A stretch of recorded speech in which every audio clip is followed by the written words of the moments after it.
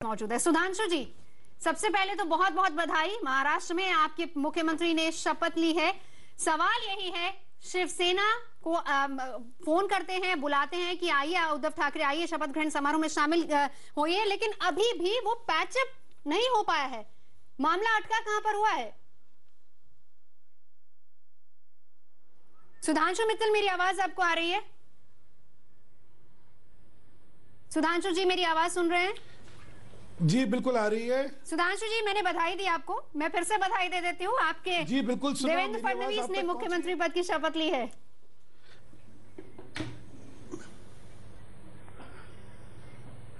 जी बहुत धन्यवाद। आज 1980 में एक देखा हुआ स्वप्न पूरा हुआ। 34-35 साल पहले इसी मुंबई महानगरी में अटल जी ने एक स्वप्न देखा था और एक कहा था कि ये कमल खिलेगा, और देखिए 35 साल बाद वाकई वो कमल खिला। एक बहुत लंबा संघर्ष रहा है ये जी। एक बात और आज मुझे इस शपथ विधि समारोह को देख के ध्यान आया जी कि एक युगांतर जिसको बोलते हैं, एक नए युग का उदय, एक नई पीढ़ी का सामने आना। इस सफर में बहुत लंबे अरसे तक मुंडे जी, प्रमोद जी, राम नाईक जी, ऐसे बहुत बड़े बड़े नेता भाजपा के थे जिन्होंने कि उस समय में भाजपा को आगे अग्रसर रखा। और आज जो है ये सारा नेतृत्व और सारा उत्तरदायित्व एक नई पीढ़ी पे और एक बड़ी उत्साहित पीढ़ी पे दिया गया है। और शायद भाजपा की सफलता का कारण भी यही है कि समय के हिसाब से एक जनरेशनल चेंज अपने आप होता जा रहा है, राज्यों में हो रहा है और एक नई उम्मीद पैदा हो रही है।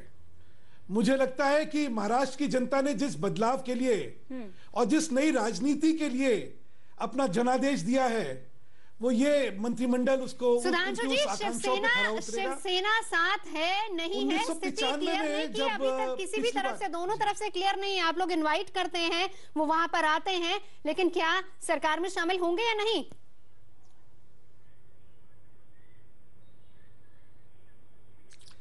ऐसा है, शिवसेना को निमंत्रण दिया गया। अमित शाह जी ने बात करी, अरुण जी ने बात करी, जेपी नड्डा जी ने बात करी और वो आए जी। ये एक चीज और भी दर्शाता है कि आपस में मतभेद थे, मनभेद नहीं थे। क्योंकि दिक्कत तब आती है जब मनभेद हो जाते हैं, फिर दूरियां इतनी ज्यादा बढ़ जाती हैं कि शायद पास आना संभव नहीं होता है, या अगर पास आने की चेष्टा भी हो तो फिर जो है शर्मिंदगी उठानी पड़ती है। चलिए, लेकिन ये सिर्फ मतभेद हैं और मुझे लगता है बहुत जल्दी समय में चीजों की स्पष्टीकरण हो जाएगा। चलिए, लेकिन हम आपको इतनी आसानी से छोड़ेंगे नहीं। आप बचने की कोशिश कर रहे हैं, पत्ते नहीं खोल रहे हैं, लेकिन इतनी आसानी से छोड़ेंगे नहीं। वापस आऊंगी, गिरीश कुबेर जी भी हमारे साथ है। गिरीश कुबेर जी, जो हमने देखा कि युवा चेहरे जो हैं वो इसमें ज्यादा देखे जा रहे हैं, नए लोगों को ज्यादा मौका दिया गया है, एक अनुभवहीनता की जो है वो कमी जो अभी तक मैं कहूं यहां पर, क्या ये बीजेपी नेतृत्व सरकार को भारी पड़ सकती है?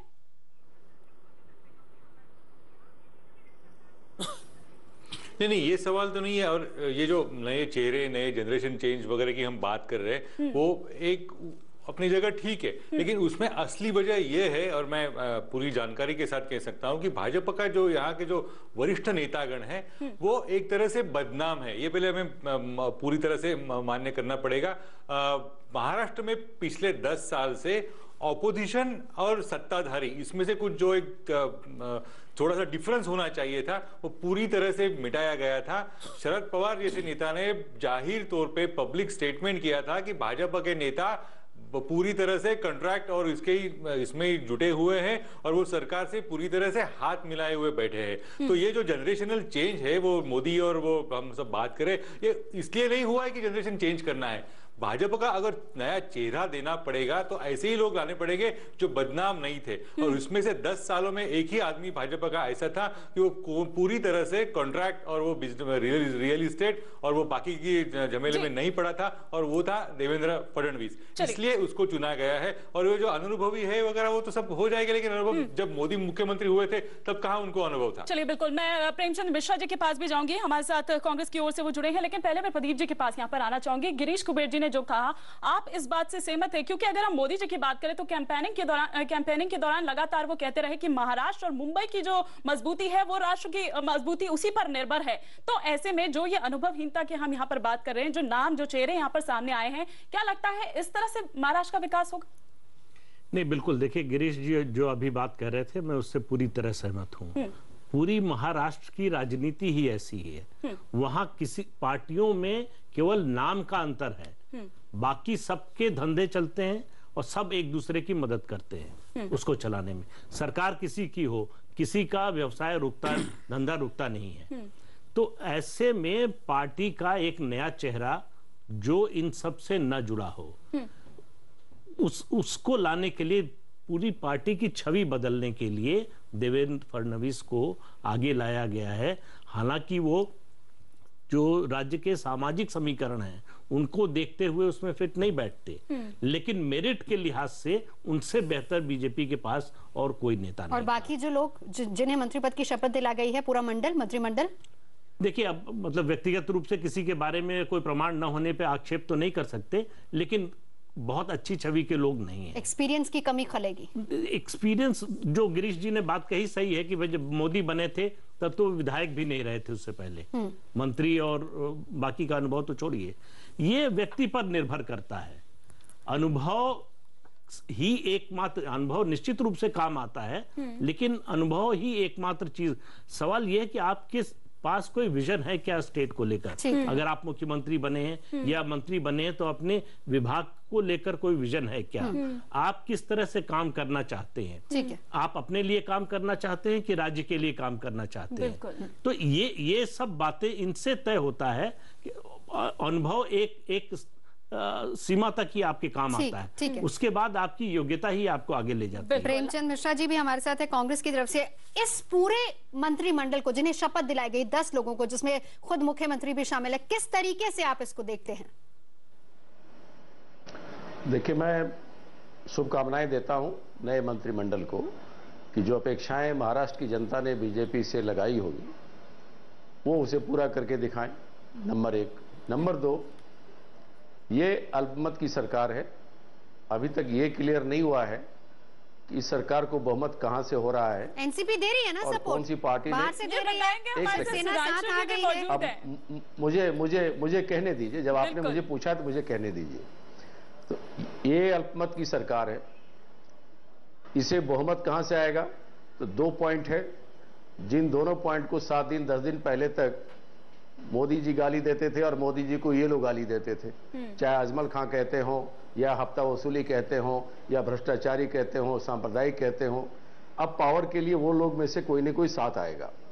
एक तो ये चीज है। तो देवेंद्र फडणवीस एक युवा हैं, हमारी शुभकामनाएं उनके साथ हैं, लेकिन आप जिनके सपोर्ट से सरकार चलाएंगे उनका क्या बैकग्राउंड है, उनकी क्या सोच है, लेकिन वो आपकी पार्टी में आपके अलावा दूसरे लोग जो हैं, आप खुद उन्हीं के साथ सरकार चला रहे थे। बिल्कुल, हमारे साथ सुधांशु मित्तल जी भी यहाँ पर जुड़े हुए हैं। सुधांशु जी, जवाब देना चाहेंगे प्रेमचंद मिश्रा जी की बात का? चला रहे थे, मैं बता रहा हूँ। नहीं, मुझे पूरा करने दीजिए। सुधांशु जी तो बहुत बोलते हैं आपके यहाँ, कभी कभी हम लोग को भी बोलने दीजिए। आपको भी पूरा मौका है। मैं ये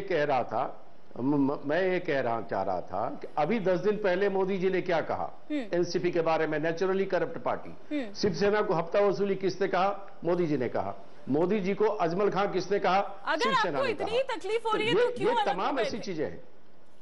मैं बता रहा हूं, मैंने ये नहीं कहा था पवार जी को, मैंने एनसीपी को नेचुरली करप्ट पार्टी नहीं कहा था, मैंने एनसीपी को नेचुरली करप्ट पार्टी नहीं कहा था। तो ऐसे मतभेद जिन्होंने कहा था वो साथ हो रहे हैं। तो मतभेद नंबर 2 सबसे वैलिड पॉइंट, जो आडवाणी जी ने कहा था कि नरेंद्र मोदी जी एक बड़े इवेंट मैनेजर हैं, आज फिर प्रूव हुआ। इतने करोड़ों रुपए खर्च करके ओथ लेने की क्या जरूरत है? आप एक तरफ देवेंद्र फडणवीस को बता रहे हैं युवा हैं, ईमानदार हैं, गड़बड़ काम में कभी नहीं रहे हैं, तो आज ओथ सेरेमनी में जो ये करोड़ों रुपए खर्च हुए हैं, ये क्या महाराष्ट्र सरकार के खजाने से जा रहा है? ये कौन सी परिपाटी आरंभ की जा रही है महाराष्ट्र में बीजेपी के द्वारा? ये बार बार मुस्कुराते हुए जो हमारे बीजेपी के बड़े भाई दावा करते हैं, ये भी बताना चाहिए कि ये ब्लैक मनी है, व्हाइट मनी है, गवर्नमेंट का पैसा है। इतने बड़े लैविशली प्रेमचंद मिश्रा जी, क्या जरूरत थी? आपके बहुत से मुख्यमंत्री बने हैं, आप लोगों ने भी शपथ ग्रहण समारोह को एक महोत्सव की तरह बनाया है। तो बड़ा सवाल यहाँ पर प्रदीप जी मैं आपसे ही जानना चाहूंगी, अब क्या खिसियानी बिल्ली खंबा नोचे वाली बात हो रही है इनके लिए? बिल्कुल, देखिए इस मौके पर इस तरह की बात को अगर अवॉइड कर सकते थे प्रेमचंद जी तो ज्यादा अच्छा होता। देखिए इसका मैसेज जो जनता है उसमें बहुत अच्छा नहीं जाता है। अगर आप अपने ही मुख्यमंत्रियों को याद कीजिए किसने कब कहां कैसे शपथ ली थी, तो आपको लगेगा कि आप जो कह रहे हैं वो वाजिब बात नहीं है। दूसरी बात यह है कि जनतंत्र में इस तरह के मौके एक समारोह होते हैं और ये ठीक है बात, मतलब सिद्धांत रूप में इसमें कोई बुराई नहीं है कहने में कि जितना सादा हो, जितना कम खर्च में हो उतना अच्छा है। लेकिन इस आधार पर जो है सरकार पर सवाल उठाना कि ये काला पैसा है कि सफेद पैसा है, वो शायद आज की तारीख में जो है जिस दिन सरकार शपथ ले रही है वो अच्छा सुनने में नहीं लगेगा लोगों को भी। तो इसलिए विपक्ष के नाते आलोचना करने का प्रेमचंद मिश्रा जी को पूरा अधिकार है, उनको करना भी चाहिए। लेकिन हर चीज राजनीति में खास तौर से समय, किस समय पर आप बात कहते हैं अपनी, वो ज्यादा महत्वपूर्ण होती है और ज्यादा प्रभावी होती है। समय से पहले या समय के बाद कही गई बात का प्रभाव नहीं होता। तो इतना सोचना चाहिए कि हम जिस समय आलोचना कर रहे हैं उसका जनमानस पर क्या असर पड़ रहा है। और सिर्फ पाला ही तो बदला है प्रेमचंद जी, कोई बात नहीं, अगली बार आपको मौका मिल जाएगा, इस बार नहीं मिला। लेकिन सुधांशु जी अब पत्ते खोल दीजिए ना, क्यों इतना सस्पेंस आपने बनाया हुआ है? प्रेमचंद जी आ रही हूँ, एक सेकंड मैं आ रही हूँ। छोटा सा सबमिशन, आप 10 सेकंड में कहना चाह रहा हूँ। आज ही पूरे देश के अखबारों में छपा है मोदी सरकार जी ने फिजूल खर्ची पर रोक लगाने के आदेश दिए हैं। अब 5 स्टार होटल में मीटिंग नहीं होंगी, खर्चे कम किए जाएंगे, हवाई जहाज से ज्यादा ट्रेवल नहीं होगा, विदेश का दौरा नहीं होगा। तो जहां एक तरफ आपने इतनी बड़ी चिंता प्रकट की है कि कैसे फिजूल खर्ची रोका जाए, वहां आप दूसरी तरफ इतने लैविशली खर्च करके बात कर रहे हैं। तो आपके कथनी और करनी में फर्क है। ठीक है, सुधांशु जी जवाब दे दीजिए और कुछ नहीं। संक्षेप में 10 सेकंड आपके पास है, जवाब दे दीजिए इनका 10 सेकंड में, लेकिन हमें ब्रेक पे जाना है।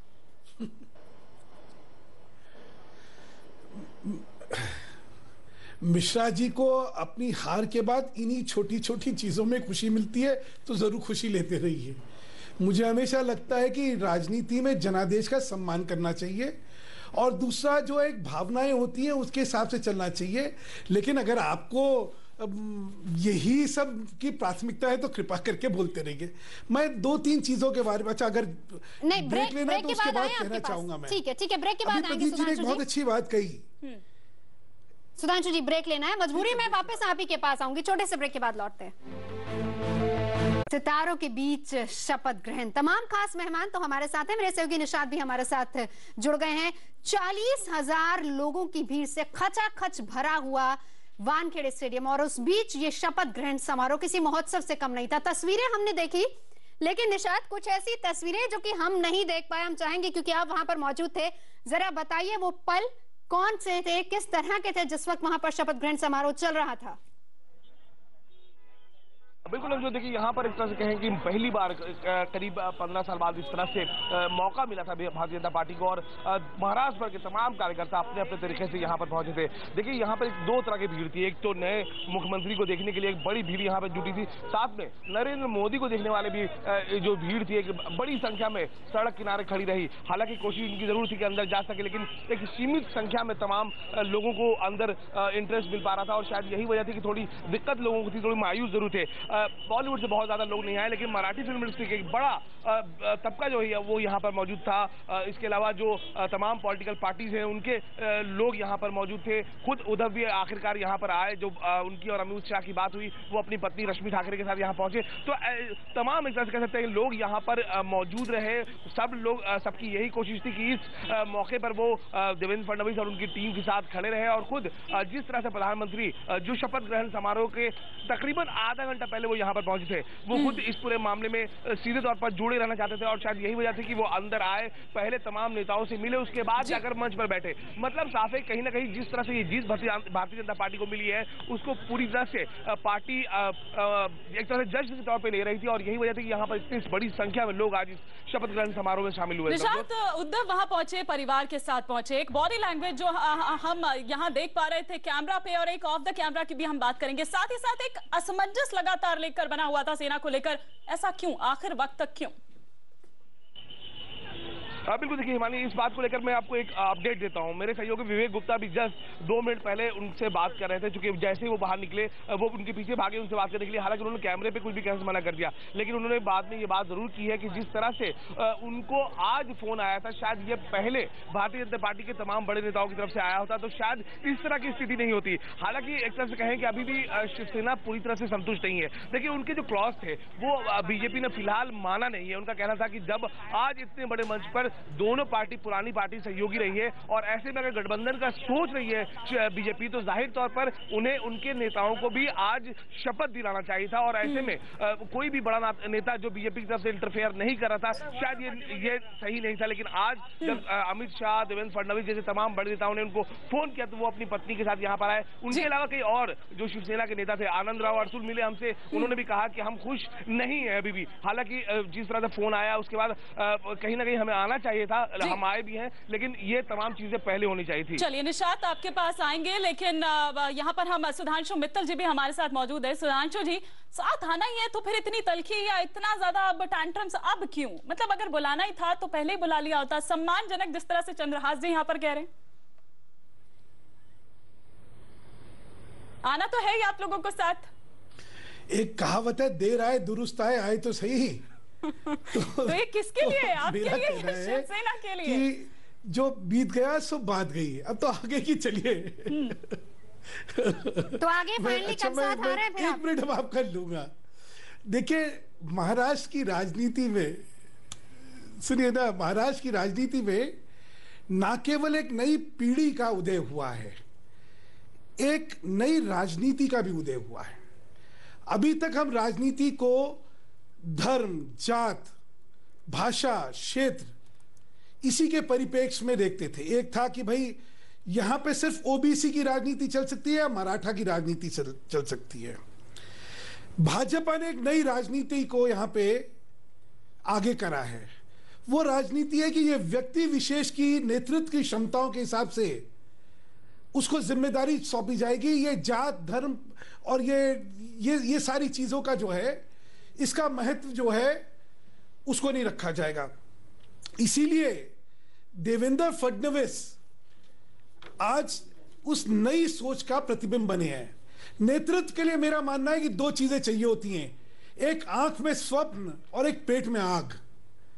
तभी आप जो है जनता की सेवा कर सकते हैं, क्योंकि जनता की राजनीति आज उम्मीद की राजनीति है, विकास की राजनीति है, सुशासन की राजनीति है।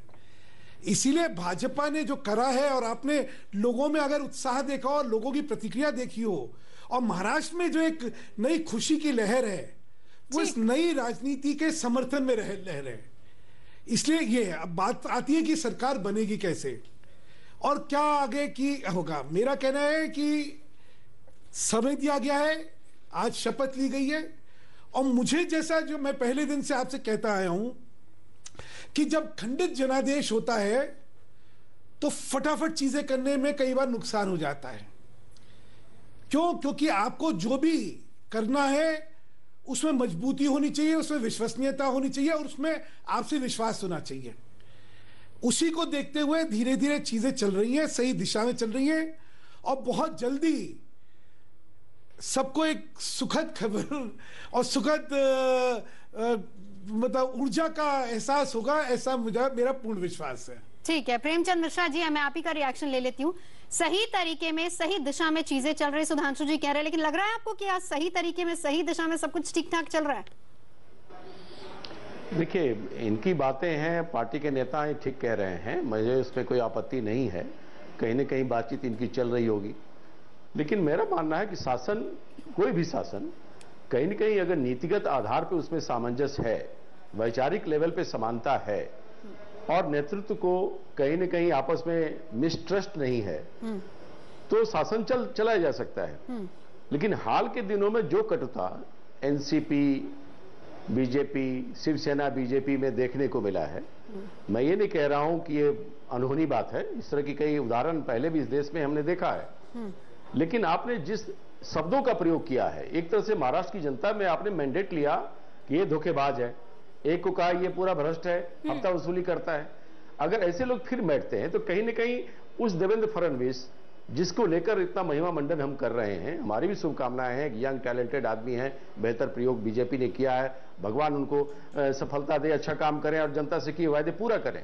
लेकिन इन चीजों को वो चुनौतियां उनके समक्ष आएंगी तब वो सरकार की छवि क्या होगी, सवाल ये है। और महाराष्ट्र की जनता ने आपको मैंडेट अगर दिया है और मैंडेट देने के बाद अगर आप फिर से आप गलत लोगों को साथ लेते हैं तो फिर आपको जनता को बात का जवाब भी आपको देना पड़ेगा। तो शासन के लिए सिर्फ सत्ता के लिए अगर आप मिलने जा रहे हैं कि नहीं हमको पावर चाहिए, तो फिर तो कुछ भी हो सकता है। वैसे प्रदीप जी ऐसे बहुत प्रेमचंद मिश्रा जी माफ कीजिएगा, ऐसे बहुत से उदाहरण आपकी सरकार में भी कायम है कि जब सत्ता के लिए भी आप बहुत ऐसे लोगों के साथ चले गए जहां पर आपके मनभेद भी थे, मतभेद तो छोड़िए मनभेद भी थे, उनको भी आप साथ लेते चले गए। जी चंद्रहास जी मैं आपसे जानना चाहूंगी, बोलना चाहता था। ये बात कर रहे थे कि इन्होंने शब्द बोला, बीजेपी ने बोला, शिवसेना ने बोला, शरद पवार जी ने 1999 में सोनिया गांधी का विरोध करके पार्टी बनाई थी, फिर उन्होंने आपने गले लगा लिया, क्यों लगाया? ये पवार जी से पूछिए ना। नहीं आप कह रहे हो ना, पवार जी थोड़ी बोल रहे हैं। साथ में तो आप ही आए, 15 साल आप यहाँ पर रहे, सेंटर में आपने राज कर लिया। विदेशी मूल का मुद्दा पवार जी ने उठाया था और बाद में वही पवार जी पलट गए कि नहीं अब ये मुद्दा नहीं है। तो आपने उनको क्यों लिया? वो बात बोल दे, वो मोदी जी बोल दे कि एनसीपी नेचुरली करप्ट पार्टी नहीं है। नहीं मोदी जी क्या बोले? मैंने नहीं कहा करेंगे, हम तय नहीं कर सकते। मोदी जी ने कहा कि naturally corrupt party. Modi ji ने शिवसेना को हफ्ताखोर पार्टी कहा, मोदी जी कहते नहीं शिवसेना बहुत शिवसेना का नाम नहीं लिया हफ्ताखोर पार्टी, ऐसे मत बोलो आप। सुधांशु जी आ रही हूँ मैं आपके पास। शिवसेना का नाम लेके उन्होंने नहीं कहा हफ्ताखोर पार्टी। पुरंदरपुर की सभा में 12 अक्टूबर को पुरंदरपुर की सभा में मोदी जी ने बात कहा। ऐसे मत करो, हमारी आपस में बन नहीं, इसका मतलब ये नहीं कि कुछ भी बोलोगे। शेर सुना रहा हूँ मैं। आप डिबेट में मजा आ रहा है, एक शेर नरेंद्र मोदी जी ने एक भी जगह ऐसा शब्द नहीं कहा कर दिए। उद्धव ठाकरे पार्टी के नेता ने शिवसेना का नाम लिया नहीं है। एक मिनट, उद्धव ठाकरे आज अजमल खान के पास क्यों आए? आप ये बताइए, अजमल खान किसने कहा? सुनो मैंने अजमल खान ने कहा, एक शेर सुन लीजिए। अजमल खान से तुलना किसने की? मिश्रा जी शिवाजी महाराज को पीठ में छुरा किसने मारा? मिश्रा जी रुकिए जी। सुधांशु जी इरशाद। मैं एक शेर सुना रहा था, ये मिश्रा जी के लिए है। मिश्रा जी, मंजिल ने तो हर गांव पे रह रहे के पुकारा, उलझे ही रहे लोग यहाँ राह गुजर में। उलझे तो आप भी। ये नकारात्मक राजनीति जो है ना, ये आपको कहीं नहीं पहुंचाने वाली। लेकिन उलझे तो आप भी हुए सुधांशु जी। हम तो बहुत सुलझे तरीके से राजनीति कर रहे हैं। अच्छा चलिए गिरीश, आप तो सुलझ जाइए। हम राह गुजर पे नहीं उलझे हुए, हम मंजिल की ओर अग्रसर हैं। मैंडेट मिला है सुधांशु जी, मैंडेट अच्छे कामों के लिए मिला है। मैं एक वो करिए, मैं खत्म कर लूं, मैं वही खत्म कर लूं ना। जी मैं खत्म इसलिए कह रहा हूं कि आप मुस्कुराते हैं, अच्छे लगते हैं मित्तर जी। हम लोगों को तय करना है कि इतिहास में जाना है या भविष्य में, क्योंकि जो बातें आप कह रहे हैं, एक सेकंड मिश्रा जी, एक सेकंड खत्म कर लूं मैं। जो बातें आप कह रहे हैं ना, मेरे पास इतनी बड़ी ये फेहरिस्त है कि एक एक बात को मैं सामने उजागर करके दो के आपके ऊपर प्रहार कर सकता हूं, लेकिन कोई फायदा नहीं है, क्योंकि जिस जनता ने यहाँ पे प्रहार कर दिया, अब उसके बारे में क्या बात करनी। चलिए बिल्कुल ये नकारात्मक राजनीति की वजह से जनता ने हमें जनादेश दिया ना। आप क्यों हारे 15 साल के बाद? तो आगे से सिर्फ ये कहना चाह रहा हूं कि राह गुजर छोड़िए, मंजिल की तरफ जाइए। मतलब ये जो तर्क वितर्क और कुतर्क, ये कुतर्कों से यही सोच रहे हैं कि आप कब तक अपनी मंजिल से जल्द पहुंचेंगे और कब आप शिवसेना के साथ आ रहे हैं, एनसीपी के साथ। गिरीश जी, अगर चलिए मान लीजिए कि एनसीपी जिस तरह से समर्थन देने की बाहर से बात करिए, एक सेकंड सुधांशु जी आ रही हूँ, क्या एनसीपी के समर्थन से सरकार चला लेगी? और अगर ऐसा होता है तो फिर हम वो सिंचाई घोटालों की अगर बात करें, विदर्भ की अगर हम यहाँ पर बात करें, तो उस जांच का फिर क्या होगा?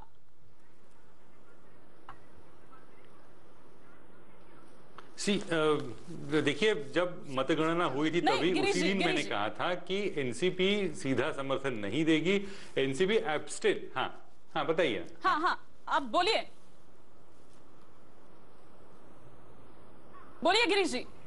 हाँ, तो सवाल तो यह है कि अगर एनसीपी के जो कुछ विधायक है या एनसीपी की जो कुछ विधायक है अधिवेशन में जब बहुमत का प्रस्ताव आएगा, तब आएंगे ही नहीं तो अपने आप विधानसभा में भाजपा के बहुमत सिद्ध हो जाएगा। तो इतना जरूरी नहीं है कि एनसीपी पूरा तरह से समर्थन दे, एब्स्टेन रहेंगे तो भी बात हो सकती है बीजेपी की, और तब तक जाएगा भी नहीं। शिवसेना के साथ उनका गठबंधन हो जाएगा, शिवसेना को बात माननी पड़ेगी क्योंकि उनके पास और कोई चारा नहीं है, और वो शिवसेना भाजपा की सरकार रहेगी। लेकिन मैं उस केस में जानना चाहती थी कि अगर नहीं आती है शिवसेना या जिस तरह से, हालांकि ऐसा होगा नहीं, लेकिन अगर आती है तो फिर क्या होगा, क्या चला पाएगी? और अगर होता है ऐसा तो विदर्भ में सिंचाई घोटाले की जांच की जो बात लगातार आ रही है, नेचुरली करप्ट पार्टी, फिर उस चीज का क्या होगा? इस पर भी हम लगातार आगे चर्चा कर रहे हैं। हमारे तमाम खास मेहमान बने हुए हैं। फिलहाल रुकेंगे एक और ब्रेक के लिए। के बीच शपथ ग्रहण समारोह हुआ और देवेंद्र फडणवीस महाराष्ट्र के मुख्यमंत्री के तौर पर उन्हें पद और गोपनीयता की शपथ दिलाई गई।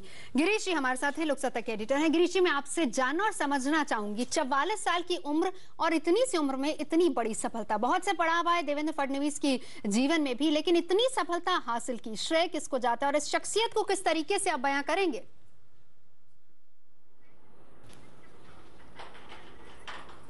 एक तो चीज है कि महाराष्ट्र के ये पहले चीफ मिनिस्टर नहीं है कि इतनी कम उम्र में मुख्यमंत्री बने हैं। पहले शरद पवार थे, उनकी उम्र तो 38 साल थी जब 78 में जो मुख्यमंत्री बने थे। एक बात, और दूसरी बात ऐसी है कि महाराष्ट्र में जिस तरह से देवेंद्र फडणवीस ने कुछ साल 10 साल से काम किया है, वो मुझे लगता है कि बहुत ही काबिल तारीफ है। कांग्रेस का नेता हो, एनसीपी का हो, शिवसेना का नेता हो, जब देवेंद्र जी असेंबली में बात करना चाहते थे तो उनको सुनने के लिए ये सब अच्छी तरह से सुन सकते थे। उनकी जो कुछ बात है उसमें एक तरह से अच्छी तरह से वजन होता था। देवेंद्र का एक स्टूडियस अप्रोच है, बहुत अच्छी तरह से पढ़ाई कर लेते जो कुछ किसके विषय के बारे में करना हो, और उन्होंने पक्षीय तौर पे हो या अपने पर्सनल लाइफ के बारे में हो, कहीं कहीं कुछ बहुत जगह महाराष्ट्र के जो पॉलिटिक्स बदनाम हुए वो कुछ एक भी काम देवेंद्र नाम के नहीं है, और वो जो कॉम्प्रोमाइज करना पड़ता है पॉलिटिशियंस के लिए, वो देवेंद्र नाम उसके बारे में अभी तक कुछ कहा नहीं गया है। तो ये सबसे बड़ी उनकी अहम जो यूएसपी रहेगी तो ये है कि अनकॉम्प्रोमाइजिंग लीडर। प्रदीप जी, एक बहुत छोटे से उसमें मैं आपसे ये जानना चाहती हूँ कि अब तक राज्य में अगर हम देखें तो ब्राह्मण सीएम एक ही रहे हैं, मनोहर जोशी, उनके बाद अब हम यहाँ पर देवेंद्र फडणवीस को देख रहे हैं, लेकिन वो रिमोट कंट्रोल बनकर रहे थे बाल ठाकरे के। अब ऐसे में यहाँ क्या आप देख रहे हैं कि फ्री हैंड दिया जाएगा या नहीं? यहाँ पर भी आप कुछ रिमोट कंट्रोल वाला सीन देखते हैं? नहीं, देखिए, मुझे लगता है देवेंद्र फडणवीस की जो उनका स्टेचर है, जिस तरह की छवि है, उनको पूरा फ्री हैंड मिलेगा। जिस तरह से नरेंद्र मोदी काम करते हैं, उनका खुद का अनुभव है कि उनको पार्टी ने फ्री हैंड दिया तो वो क्या कर सके। तो ऐसे में देवेंद्र फडणवीस को निश्चित रूप से फ्री हैंड मिलेगा और उनको काम करने का और अपने तरीके से काम करने का निश्चित मौका मिलेगा। बहुत बहुत शुक्रिया प्रदीप जी आपका, चंद्रहास जी आपका, प्रेमचंद जी आपका बहुत शुक्रिया, और गिरीश जी, सुधांशु मित्तल जी बहुत बहुत शुक्रिया आप सभी का चर्चा में जुड़ने के लिए। फिलहाल यहाँ पर हम रुकेंगे एक ब्रेक के लिए।